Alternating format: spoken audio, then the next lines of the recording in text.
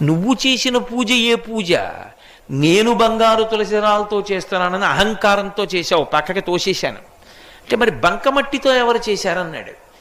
పరమభక్తుడు ఒకడు ఉన్నాడు నాకు, వాడు చేశాడు, అది పుచ్చుకున్నానన్నాడు. ఎవరు వాడు, ఎక్కడున్నాడని అడిగారు. నీ రాజ్యంలోనే ఉన్నాడు భీముడు అని చెప్పి కుమ్మరివాడు, వెళ్ళి చూడన్నారు. వెళ్ళాడు తొండమాన్ చక్రవర్తి. వెళ్ళేటప్పటికి ఆయన కుండలు చేసుకుంటున్నాడు.